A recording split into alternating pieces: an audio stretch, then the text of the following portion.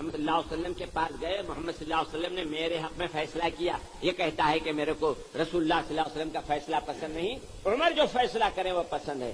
حضرت عمر نے کہا ٹھیک ہے میں فیصلہ کرتا ہوں. گھر میں تشریف لے گئے.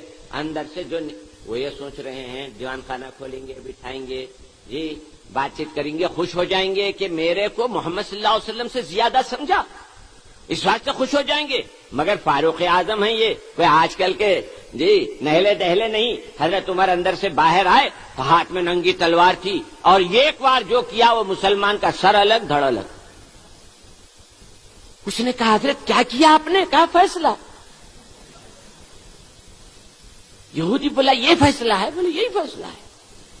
وہ گیا دوڑا ہوا جا کے کہا محمد صلی اللہ علیہ وسلم سے یا رسول اللہ, عمر کے آپ کے فیصلے سے ناراض ہوا. اور اس کے بعد عمر کے پاس گیا.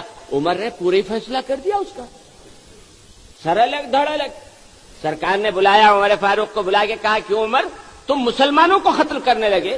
حضرت عمر نے عرض کیا نہیں سرکار میں نے کافر کو قتل کیا ہے. یا رسول اللہ جو آپ کے فیصلے سے انکار کرے وہ مسلمان کہاں باقی رہ سکتا ہے, میں نے کافر کو مارا ہے. سرکار نے فرمایا نہیں عمر تم نے ایک مسلمان کو قتل کیا. اتنے میں اللہ تعالیٰ کے پاس سے آیت نازل ہوئی فلا وربک. حبیب ایسا نہیں ہے کہ عمر نے کسی مسلمان کو مارا ہے, نہیں, فلا وربک ہرگز ایسا نہیں. تیرے پروردگار کی قسم, تیرے پالنے والے کی قسم, ایسی بات نہیں کہ عمر نے مسلمان کو مارا ہے.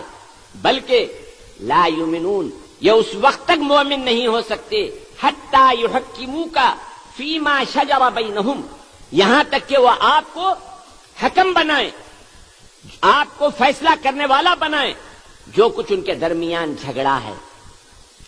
جی ثم لا تجدوا فی انفسہم حرجا, پھر وہ اپنے دل میں کسی قسم کا میل یا کسی قسم کا اس سے ملال نہ رکھیں. مما قضیت جو کچھ آپ نے فیصلہ کیا ہے اس میں کسی قسم کا ملال نہ رکھیں. وَيُسَلِّمُوا تَسْلِيمًا, اور آپ جو کچھ فرمائیں اس کے سامنے سر جھکا دیں. دیکھا آپ نے, یہ اسی وقت کے واسطے نہیں ہے, قیامت تک کے لیے ہے کہ محمد صلی اللہ علیہ وسلم کی لائی ہوئی شریعت کا جو فیصلہ ہے وہ اٹل ہے. شاہ بانو اگر جا کر سپریم کورٹ میں دعویٰ کرتی ہے وہ کافرہ ہے, وہ کافرہ ہے, وہ مرتد ہے. کیوں کہ اس نے دیکھا کہ دنیا خدا تعالی کے احکام میں اس کو نقصان ہے, اس لیے جا کر کھٹکھٹایا. اور اس کے پیچھے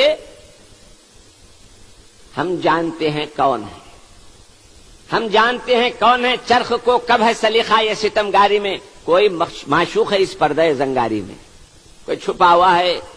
حمید دلوائی, عبدالکریم چھاگلا اینڈ کمپنی, یہ سب بدماشاں.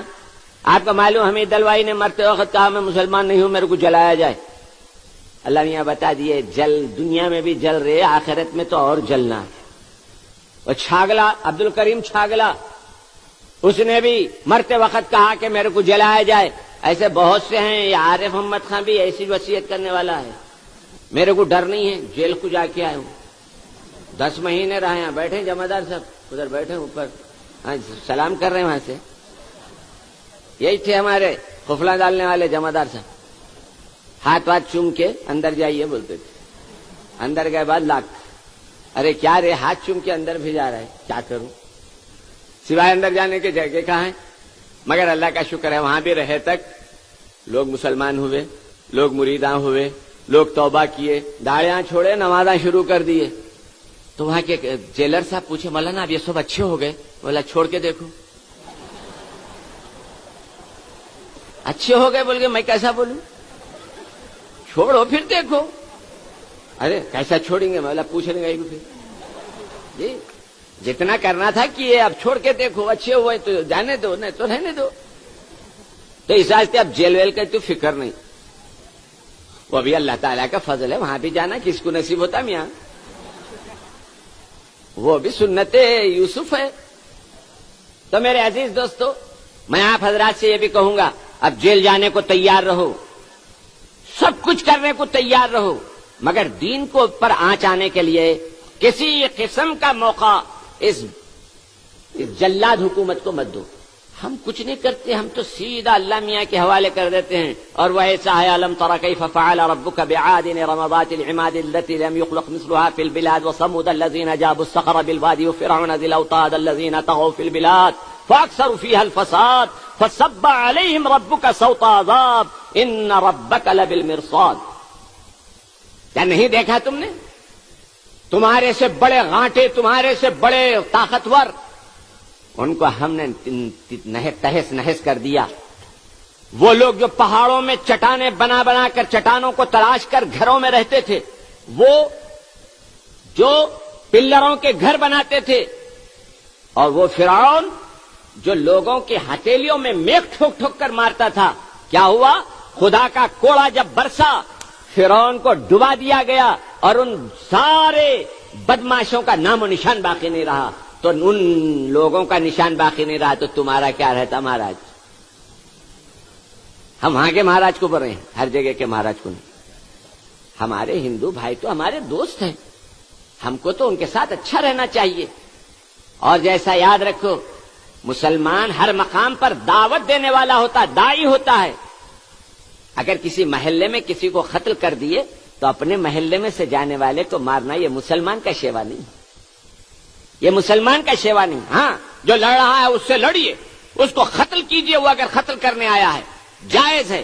لیکن کئی بیچارہ رکھے والا چلے جا رہا ہے، وہاں چونکہ یہاں یوں کہ نہیں.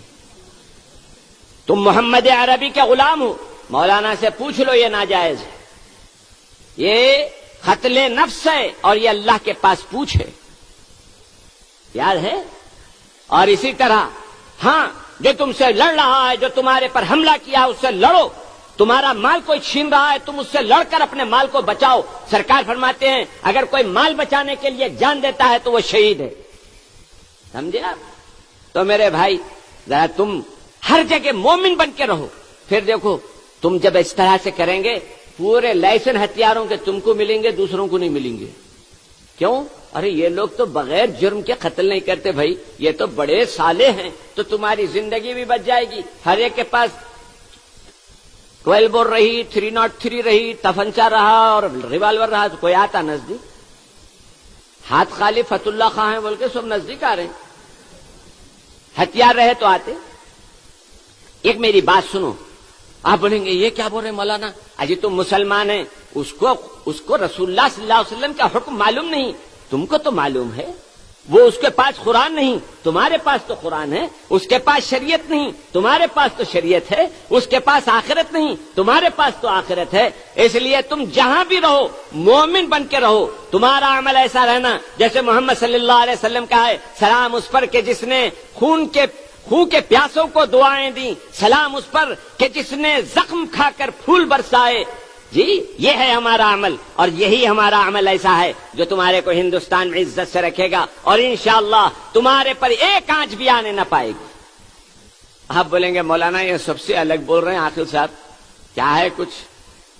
کچھ نہیں، ایمان کی بات بول رہا ہوں. یوں جذبے میں آنے کی بات بولوں تو وہ بھی آتا میرے کو، مگر ایسی بات بول کر کیا فائدہ کہ کل قیامت میں میں پوچھا جاؤں گا، تم تو ہاتھ اٹھا دیں گے مولا انہیں بولا ہم اس کو پکڑ، تو میں پکڑا جاؤں گا، تم چھٹی پائیں گے. ایسا نہیں، اس لیے میں کھلا کھلا کہہ رہا ہوں